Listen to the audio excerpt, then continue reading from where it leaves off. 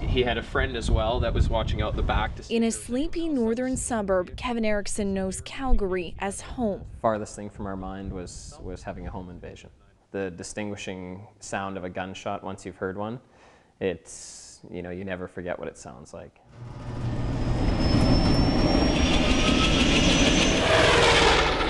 It's exactly the type of call the Calgary police chopper responds to. We're going to a call where transit says they spotted a guy that they think is wanted for murder out of BC. Shaved head, black button-up shirt. Even in the dark, the chopper is an amazing tracking tool.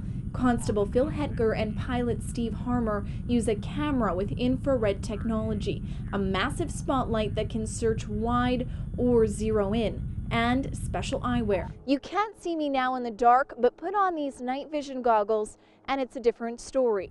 With a city sleeping below, the chopper flies at 1,000 feet in the air, higher than any skyscraper, to keep down the noise and complaints.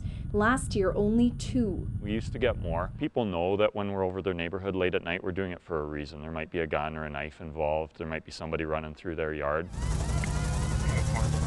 We could have been, you know, killed, shot, or any of the above. The night 3 armed men with masks came running into Kevin Erickson's yard, the familiar sound of a chopper was overhead in less than 3 minutes. They didn't have time to get into their car or out of our house without it being here already, having them on tape.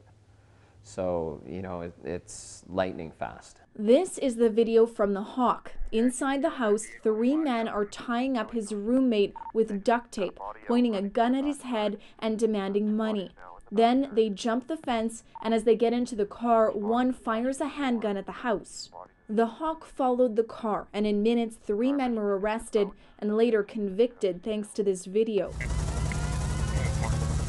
The dangers aren't all on the ground. Last year, a Calgary man pointed a laser beam at the chopper, blinding the crew momentarily. He was arrested and charged. And there's an issue of sharing the sky with a busy international airport. Air traffic controllers approve their flight path. Because of the type of work we do, we're not on a set route from A to B like a lot of the commercial flights. And sometimes those places where the incident is happening could be in a place they don't want us. The Transportation Safety Board investigated after the Hawk came within 2 miles of a WestJet flight.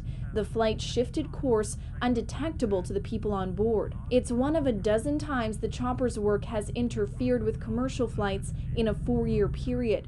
To Kevin Erickson, a small price. You know, they might have done a 15-minute loop and some people might have been late, but if that helicopter was turned away and someone was shot and killed, you know, how could you possibly justify that?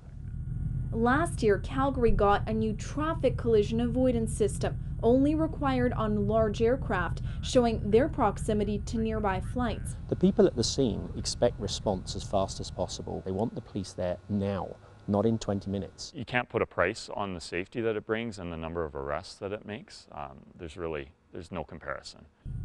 Last year, the Hawk responded to nearly 4,000 calls and helped make 632 arrests from way up in the sky. Gosha Savitska, CBC News, Calgary.